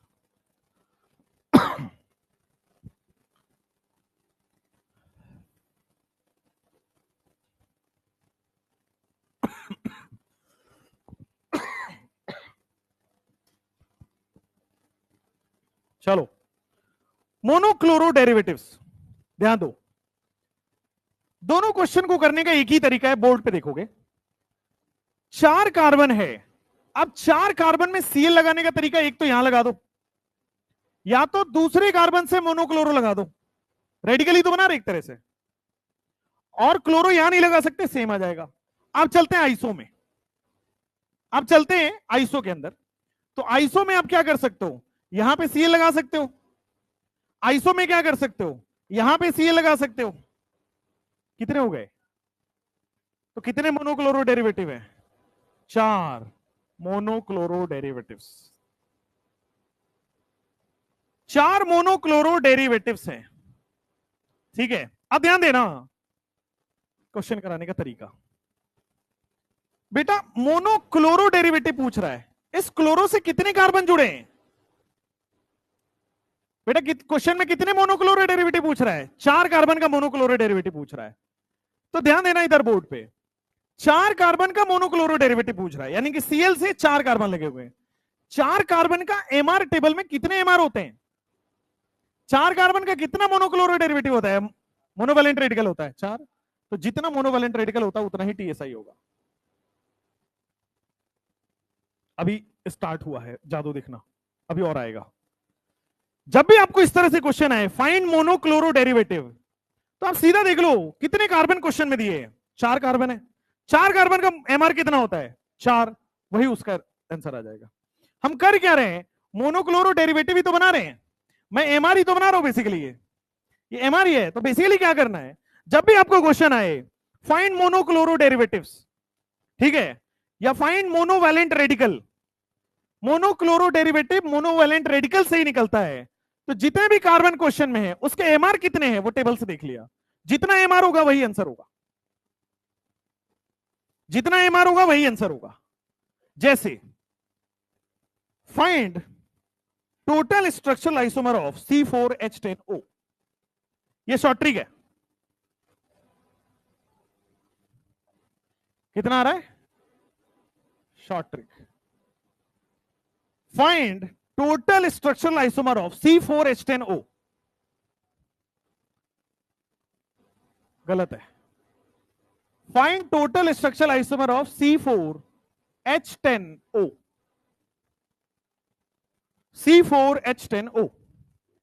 स्टेप नंबर 1 क्या कहता है? DU। तो आप भी स्टेप नंबर 1 DU निकालो, आ रहा है 0, DU 0 आ रहा है। ऑक्सीजन कितना है यहां पे? 1। अब याद करो जब मैं पढ़ा रहा था आपको जनरल फॉर्मूला, DU 0 1 ऑक्सीजन, यानी कि या तो वो अल्कोहल होगा या तो वो ईथर होगा। DU 0 ऑक्सीजन 1, यानी कि या तो वो अल्कोहल होगा या तो वो ईथर होगा।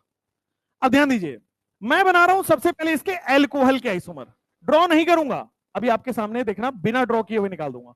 किसको इतना समय एक क्वेश्चन करने का? आराम से शॉर्ट ट्रिक लगाओ। देखो अल्कोहल है यानी कि OH हो रहा होगा। कितने कार्बन क्वेश्चन में दिया गया है? 4 कार्बन का। 4 कार्बन का कितना एमआर?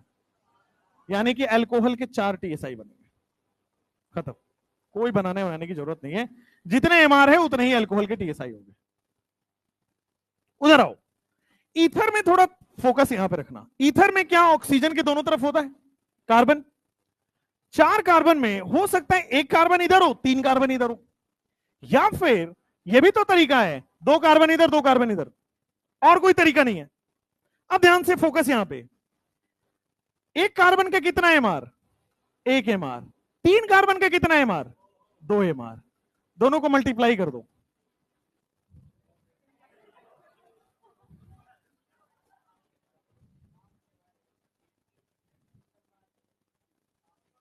दोनों को मल्टीप्लाई कर दें तो 1 × 2, बेटा 1 को 2 से गुणा करोगे तो आजकल मार्केट में इसकी वैल्यू 2 चल रही है।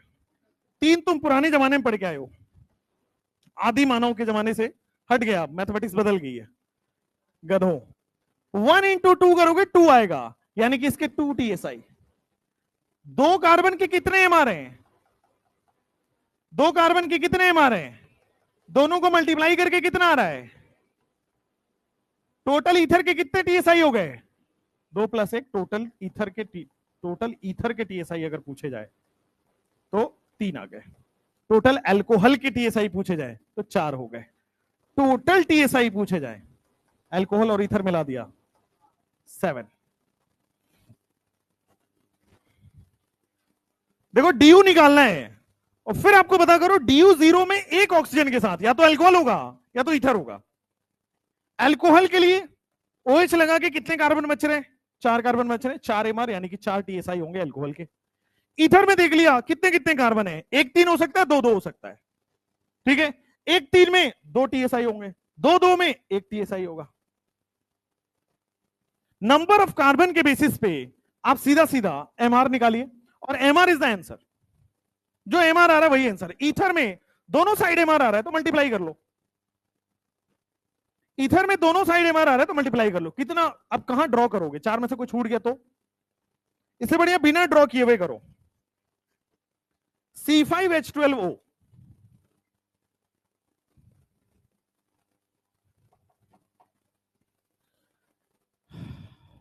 प्रीवियस ईयर क्वेश्चन है, पूरा क्वेश्चन मैं लिख देता हूं। हो गया यहां तक?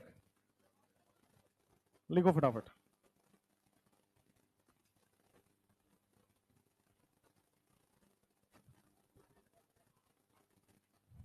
क्वेश्चन क्या बोला हूं? Good question. C5H12O, उसके टोटल TSI बताने, मतलब C5H12O को कोई गेस है? C5H12O में कितना हो सकता है? Any guesses? C5H12O, how many TSI? 10? गलत है। 9 वाले भी गलत है। C5H12O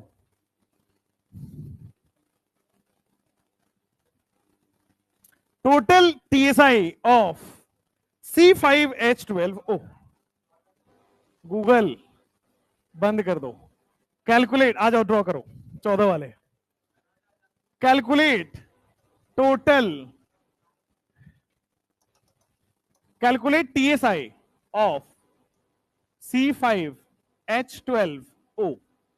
ठीक है, इसमें फर्दर पूछा जा रहा है calculate alcohol isomer of, calculate alcohol isomer of C5H12O, calculate alcohol के बाद ether isomer of C5H12O, calculate 1 degree alcohol isomer of, question कितना अतरंगी हो सकता है, C5H12O, calculate 2 degree alcohol, calculate 3 degree alcohol,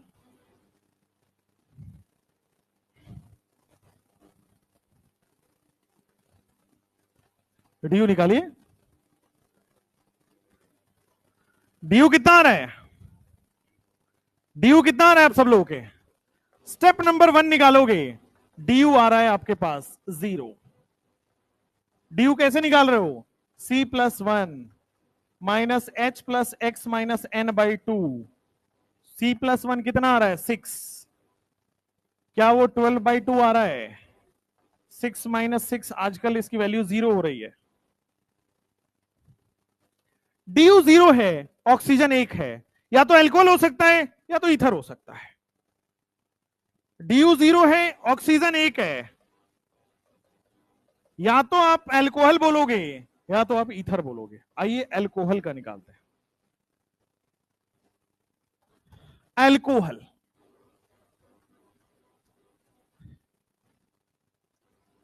ध्यान से देखना बोर्ड पे, सब लोग बोर्ड पे देखो। अल्कोहल अगर कोई पूछ रहा है तो इसका मतलब क्या होगा? OH लगा होगा, और इस OH से कितने कार्बन जुड़े हुए हैं? 5। क्वेश्चन में कितने कार्बन दिया हुआ है? 5। 5 कार्बन का कितना MR होता है? इसका मतलब यहां पे 8 TSI होगा। 8 अल्कोहल होगा स्ट्रक्चर, 8 अल्कोहल के TSI होंगे। ध्यान से देखना, अगर मैं इसमें पूछ रहा हूं 1 डिग्री अल्कोहल का कितना TSI होगा, लिखवाया था 4 3 1, लिखवाया था ना। 2 डिग्री अल्कोहल का कितना TSI होगा? 3 डिग्री अल्कोहल का कितना TSI होगा? 1। आया? बताने की जरूरत पड़ेगी? बिल्कुल नहीं। अल्कोहल के बाद आपसे पूछा जा रहा है, और ये PYQ में आया था, सोचो। अल्कोहल के बाद पूछा रहा है ईथर में, ध्यान से देखना, ईथर में क्या क्या पॉसिबिलिटी है। देखो, या तो 1 कार्बन इधर लगा दो और 4 कार्बन इधर लगा दो, एक तो ये पॉसिबिलिटी है। 2 कार्बन इधर लगा दो, 2 कार्बन, 3 कार्बन इधर लगा दो, और कोई पॉसिबिलिटी? और क्या हो सकती है? नहीं हो सकता। आप 3 और 2 सोचोगे, सेम हो गया। 4 और 1 सोचोगे, सेम हो गया। अब मुझे बताओ, ईथर में 1 कार्बन का कितना MR? 1 MR। 4 कार्बन का कितना MR? 4 MR। मल्टीप्लाई करके 4 TSI आ रहा है। इस वाले में कितना MR? इस वाले में कितना MR? मल्टीप्लाई करके 2 TSI आ रहा है। बहुत बढ़िया। टोटल TSI ईथर के कितने हो गए? 8 और 6 जोड़ने पे कितना हो रहा है? इसका आंसर आ रहा है 14, इसका आंसर आ रहा है 8, इसका आंसर आ रहा है 6, इसका आंसर आ रहा है 4 3 1। इसको अगर बनाने की सोचो भी तो फिजिक्स छूट जाएगा पेपर में। ऑर्गेनिक को ऐसे पढ़िए, फिजिक्स को समय दे, इसीलिए ऑर्गेनिक सब्जेक्ट है। इनऑर्गेनिक सब्जेक्ट भी इसीलिए है, फिजिक्स को समय देता है ये सब्जेक्ट। बायोलॉजी सबको समय देता है।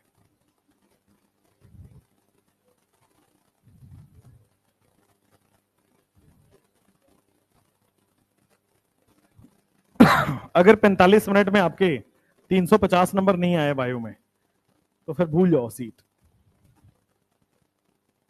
नहीं होता सिलेक्शन।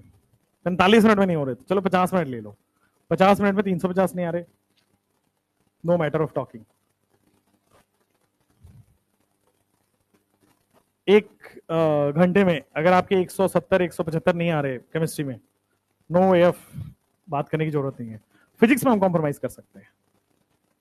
फिजिक्स में 120 130 140 आप ले आओ, चलेगा, वहां रिस्क आप ले लो, कैलकुलेशन है, मिस्टेक है, मान सकते हैं। पर इन दोनों में तो कुछ नहीं मान सकते ना।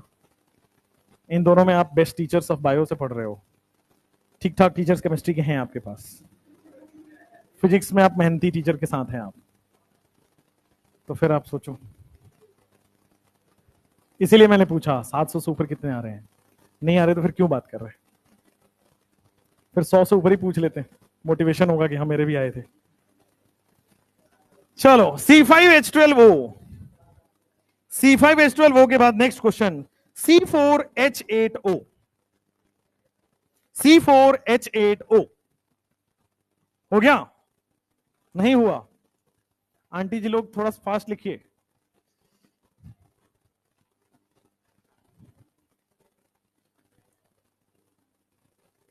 मिर्जापुर देख लिया आपने?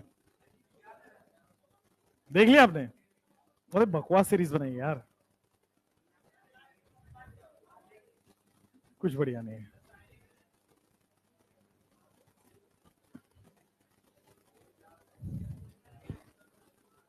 चलो नेक्स्ट, एक बहुत अच्छी नेटफ्लिक्स पे सीरीज है भक्षक, देखिए आपने? बिहार की सीरीज है, बिहार की रियल स्टोरी है, बड़ी अजीब सी है। कभी समय मिले तो देखना, अगले साल मेडिकल कॉलेज में। भक्षक, the real story of Patna and Muzaffarpur. अभी देख रहा है? चलो C4H8O, नेक्स्ट क्वेश्चन इज, ये previous year question again, calculate total structural isomer of C4H8O containing aldehyde. अब इसमें कंडीशन डाल दिया, तो कंडीशन जब जब डाल देगा आपके लिए आसान होगा, अभी बताऊंगा कैसे। जब जब कंडीशन आ जाए कि एल्डिहाइड ही चेक करो, बाकी देखना ही नहीं है, तो आपके लिए और आसान हो जाएगा। Question number 2, calculate total structural isomer of C4H8O containing ketone.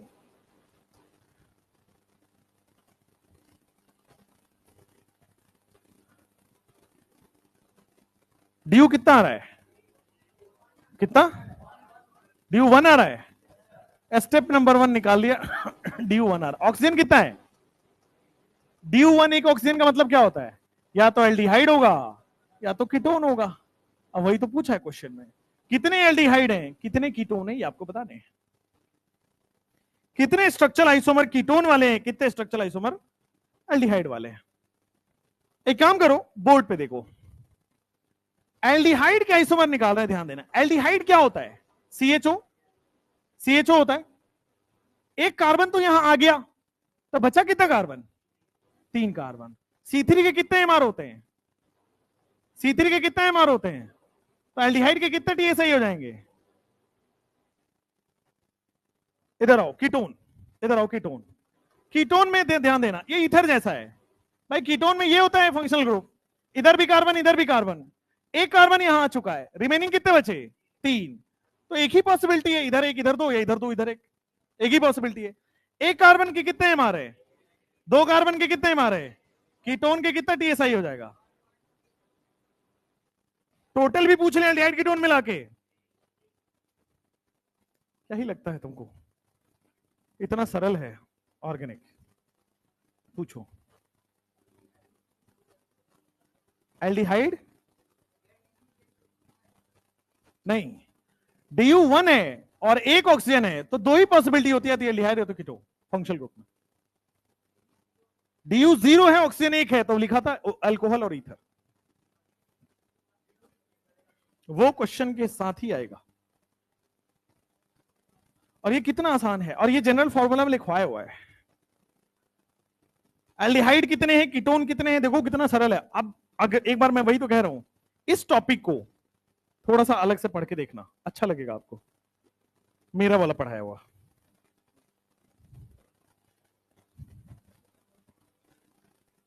और इसको यहीं रखा जाए, ज्यादा स्प्रेड ना किया जाए। चलिए, कैलकुलेट टीएसआई। एक वो आया बैच 4 अभी बनाया नया नया, तो बैच 4 में एक वो आया स्टूडेंट जिसको टीचर बनना है, वो केवल केमिस्ट्री क्लास वर्क करता है, पूरा पैसा दिया है, full batch payment, full seat reserve किया उसने, बट वो उसको बस केमिस्ट्री पढ़ना है सामने बैठ के, और उसको पढ़ाना है 1-2 साल में आगे जाके पढ़ाना है। He wants to become a teacher. तो वो आया है कि सर अब पढ़ेंगे केमिस्ट्री। ठीक है, हमें क्या है, हमें पैसे आ रहा था, आ जाओ मैं पढ़ लो, हम पढ़ा देते हैं उसको। तो एज ए स्टूडेंट बैठ के पूरा नोट्स बना रहा है। कुछ एक टीचर है जो यहाँ मेंटोर्स है ना, वो पढ़ाते हैं, उनके नाम है सत्यम सर, बड़े अच्छे टीचर हैं। तो मैं जो शायरी लेक्चर नंबर 1 में बोलता हूँ, वो वही शायरी लेक्चर नंबर 1 में वो भी बोलता है। मैं जो मजाक लेक्चर नंबर 2 में करता हूँ, वो लेक्चर नंबर 2 में वही मजाक वो भी करते हैं। एक बार क्या हुआ, लिखते लिखते मिसप्रिंट हो जाता ना, तो मिसप्रिंट हो गया, उन्होंने मिसप्रिंट भी सेम किया था। तो और अच्छी बात ये हुई कि वो एक आध लेक्चर उनका यूट्यूब पे आया, तो कुछ अब बच्चे हैं ना, बच्चे तो देखते रहते हैं, कहा सर यार ये तो आपका नोट्स है, इनका नोट्स है, शायरी भी सेम मिल रही है अब तो। हालांकि वो टीचर खुद ही आके बता के गए थे, मतलब मुझे पता था कि वो पढ़ते हैं, पढ़ के गए थे, जब पढ़ते हैं फिर उसके बाद जाके पढ़ाते हैं, तो अच्छी चीज है, दैट्स अ गुड थिंग। इसी तरह हम लोग भी तो ऐसे ही सीखे हैं। बंसल में जो पढ़ाते थे, हम लोग थोड़े ज्यादा उनसे पढ़े, जो मतलब एकदम पुराने हो गए, क्योंकि पुराने होते होते होते होते बहुत रिफाइन हो जाता है चीज। वैसे ही करते हैं। आप सीनियर डॉक्टर से सीखोगे, अगर सीखोगे तो आप सीनियर डॉक्टर से सीखोगे, ठीक है। अगर आप वही सीख लोगे कि हाँ 3 ही दवा तो होता है ना तो झोला छाप डॉक्टर अगर आप सीखोगे तो वैसे ही बनोगे, अच्छा सीख लोगे तो अच्छा बन जाओगे, है ना। एक मोतिहारी में एक बहुत अच्छे, अभी रिसेंटली वो ओपन हो रहा है उनका, डॉक्टर तबरेज। वो करियर पॉइंट में मेरे एक आध वीडियो देखे हो उस समय के, बहुत पहले एकदम फर्स्ट ईयर में जब मैं पढ़ाना स्टार्ट किया था। अब उसका स्टूडेंट निकल रहा है मेडिकल कॉलेज से फाइनल ईयर करके, अब उसका वो निकल रहा है, तो वो करके अच्छा, तो वो पढ़ाई करके अब वो अपना कॉलेज, तो वो फोन किए थे कि सर मोतिहारी में ही हैं, आप कभी आना तो मिलना, बड़ा अच्छा लगेगा। और अच्छा उन्होंने क्लिनिक डाला हुआ है पूरा प्रॉपर, बड़ा सा, अच्छा लग रहा है देख के कि शहर में वो पढ़ा हुआ है स्टूडेंट, बड़ा अच्छा सा क्लिनिक खोला हुआ है। यस, चलिए पढ़ाई करते हैं। लिख लिया एल्डिहाइड और कीटोन वाला, लिख लिया। Next, calculate total structure isomer of C4H8O, ये तो हो गया ना। C4H8O2 कर दो इस बार। Calculate total structural isomer of C4H8O2, total structural isomer of C4H8O2।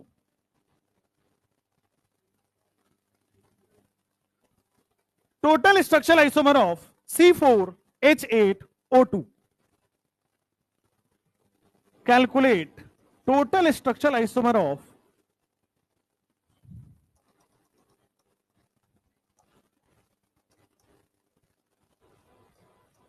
Containing carboxylic acid. कई बार क्या होता है, आपको फंक्शनल ग्रुप फिक्स कर देता है और फिर पूछता है, जब फिक्स कर देता है तो और आसान क्वेश्चन आपके पास हो जाता है।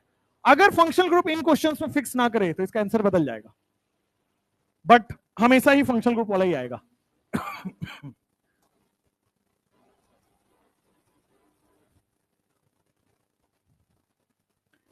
C4H8O2। अब ध्यान देना, C4H8O2 में DU कितना आ रहा है? DU आ रहा है 1, ऑक्सीजन कितना आ रहा है? तो DU1 ऑक्सीजन 2 में दो ही केस होते हैं, या तो वो कार्बोक्सिलिक एसिड हो या फिर वो कार्बोक्सिलिक एसिड का फंक्शनल आइसोमर एस्टर हो। अब ध्यान दीजिए, कार्बोक्सिलिक एसिड वाला 1 मिनट में निकल आएगा। कितना आ रहा है? 2 आ रहा है। एक काम करते हैं, कार्बोक्सिलिक एसिड क्या COOH होता है? एक कार्बन एक खा गया, बचा कितना? तो 3 कार्बन के कितना MR होता है? 2 MR होता है, यानी कार्बोक्सिलिक एसिड के 2 टोटल स्ट्रक्चर आइसोमर हो गए, 2 TSI कार्बोक्सिलिक एसिड के। ठीक है, अब एस्टर में आइए। एस्टर में थोड़ा दिमाग चाहिए। एस्टर में दिमाग इसलिए चाहिए क्योंकि एस्टर थोड़ा सा अलग फंक्शनल ग्रुप है। कैसे सिखाता हूं। एस्टर इधर देखो, क्या एस्टर सब लोग देखोगे तो कुछ ऐसा होता है, बस इसमें डिफरेंस ये होता है कि ऑक्सीजन से हमेशा कार्बन लगेगा और यहां पे H भी लग सकता है, R भी लग सकता है। हमने पढ़ाया हुआ है, फंक्शनल को बताते समय ये बताया था कि एस्टर में उधर तो हमेशा R लगेगा ऑक्सीजन से, इधर H या R दोनों लग सकता है। अब ध्यान देना, एस्टर में मैंने क्या किया, सबसे पहले कितने कार्बन आ चुके हैं? 1 आ चुका है, रिमेनिंग 3 कार्बन यहां आएगा। फिर मैंने क्या किया, 1 कार्बन को इधर शिफ्ट किया, 2 कार्बन को यहां रख सकते हैं। फिर मैंने क्या किया, 2 कार्बन को यहां रखा, या फिर ऐसे करो, क्या 2 और 2 4 हो गए। फिर आ जाओ, इधर मैंने 1 कार्बन रखा, इधर मैंने 2 कार्बन कर दिया।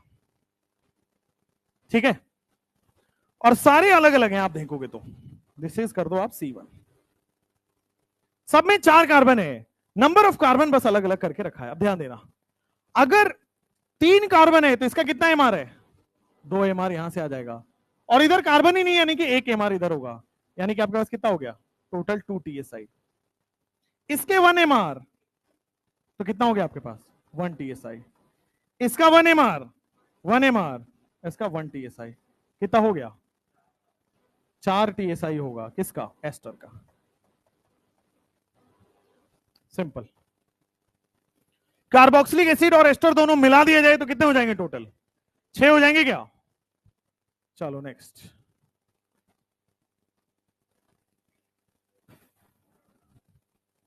C4H8O2 के बाद नेक्स्ट इज C4H11N। C4H11N। अब आपको आएगा कि सर हर बार क्वेश्चन बदल सकता है ना? एक तो शॉर्ट ट्रिक पता है, दूसरा जितने भी अभी तक के प्रीवियस ईयर हैं, जितने भी एनसीईआरटी हैं, वो सारे आपके नोट्स में करा दिए हैं, क्योंकि इसमें लगता है दिमाग, और वो नहीं है, तो इसलिए नोट्स में डाल दिया है, तो क्वेश्चन आएगा तो यहीं से। ठीक है, तो TSI घर पे जाके एक बार प्रैक्टिस कर लीजिएगा। अरे मतलब क्वेश्चन है गधों। C4H11N, calculate TSI of. मेरा स्पीड इस बैच में आगे स्लो हो जाता है, पता नहीं क्यों।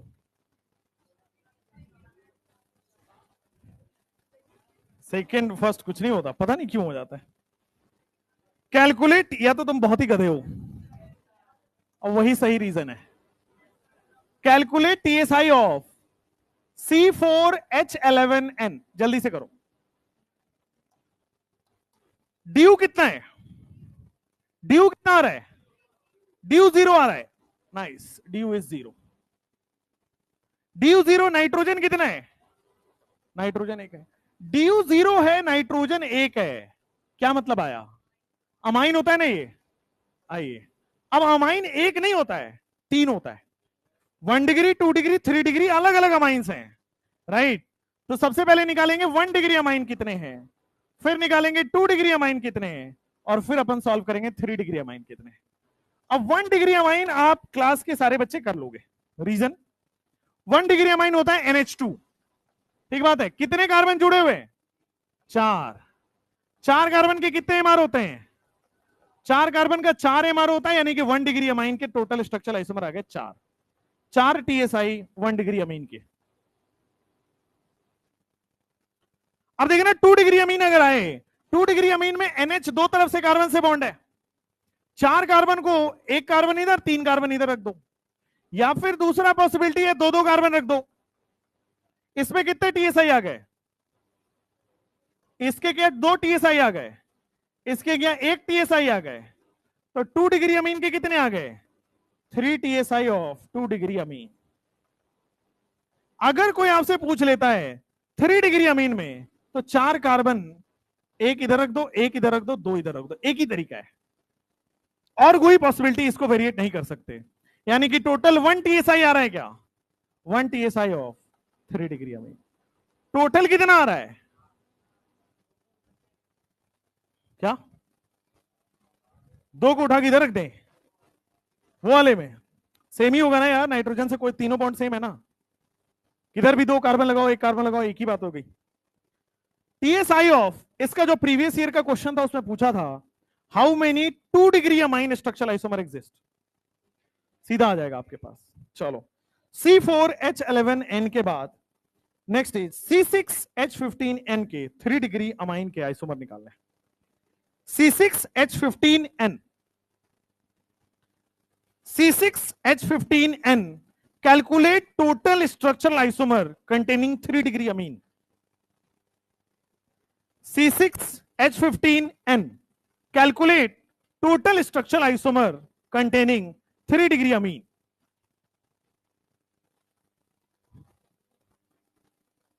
C6H15N calculate TSI of C6H15N क्या कंटेन करना चाहिए, containing 3 degree amine. 3 degree amine contain करना चाहिए। आ जाओ, सबसे पहले आप क्या करोगे, एन आ गया, 3 डिग्री अमीन का मतलब आ गया नाइट्रोजन 3 तरफ से कार्बन से जुड़ा होगा। 3 डिग्री अमीन का मतलब है नाइट्रोजन 3 तरफ से कार्बन से जुड़ा होगा। 6 कार्बन है, ध्यान रखना, या एक कार्बन इधर डाल दो, एक कार्बन इधर डाल दो, और रिमेनिंग कितने बचे, 4, तो इधर डाल दो। टोटल 6 डालने थे, तो एक एक 4 कर दिया। दूसरा पॉसिबिलिटी ये है कि मैं इधर 1 कर दूं, इधर 2 कर दूं, और रिमेनिंग 3 इधर आ जाएगा, यही होगा, यही पॉसिबिलिटी है। या फिर एक और पॉसिबिलिटी है कि 2 2 2 कर दो। आया, अब इसमें देखो, इसका तो 1 MR है, इसका 1 MR है, इसके कितने MR है, 4 MR है, तो 1 × 1 × 4, इसके 4 TSI आएंगे। इसका 1 आएगा, इसका 1 आएगा, इसका 2 आएगा, तो इसलिए इसका कितना आ जाएगा, 2 TSI। इसका 1 आएगा, इसका 1 आएगा, इसका 1 आएगा, इसका आ जाएगा 1 TSI। 3 डिग्री अमीन का टोटल पूछ रहा है तो 7 TSI। आसान है या बहुत आसान है,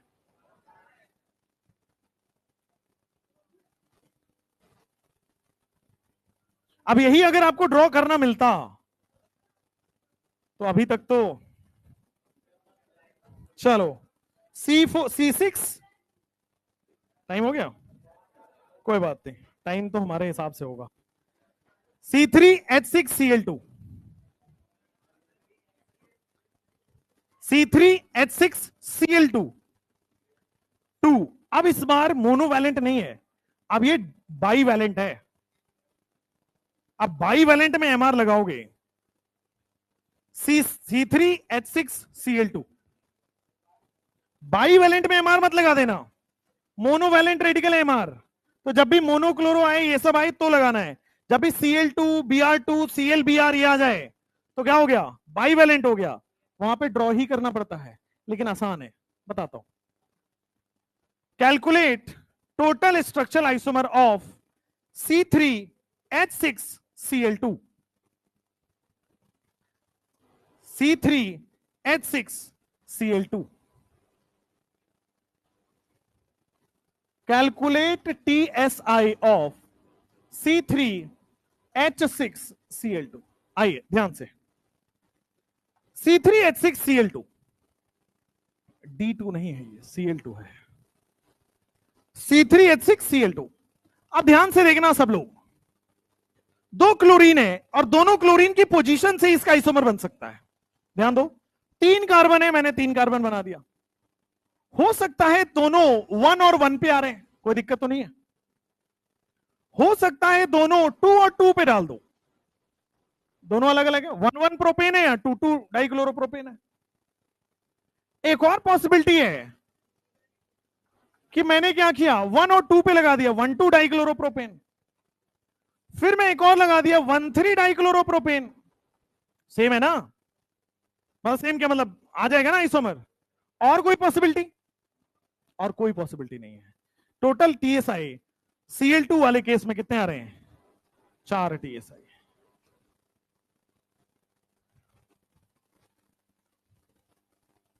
अगर मैं यहीं पे एक छोटा सा क्वेश्चन दूं, सब लोग जल्दी से आंसर देना। क्वेश्चन देख लो, कैलकुलेट टीएसआई ऑफ C3H6Clbr। अब बताओ आंसर इसका। C3H6Clbr, Cl2 की जगह Clbr हो गया, 4 हो गया, सबके 4 आ गए, -1।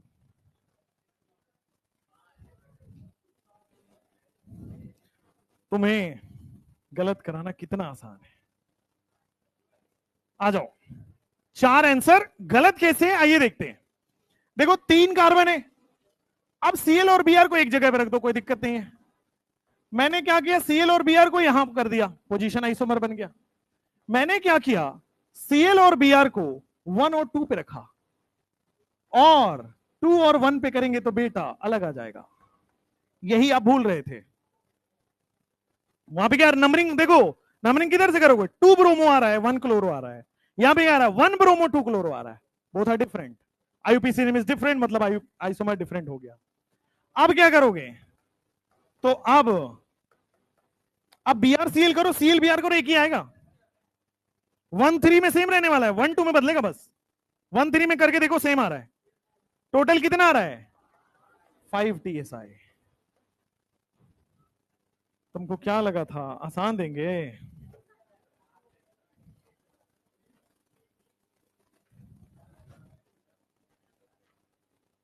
करो बेंजीनोइड आइसोमर्स। हाँ लिख लिया, अभी बेंजीनोइड आइसोमर्स बाकी है। कितना टाइम हुआ अभी? 2:05 हो गया। अच्छा ये बेचारे आ गए क्या? और पढ़ा दूंगा मैं बेंजीनोइड। चलो ठीक है।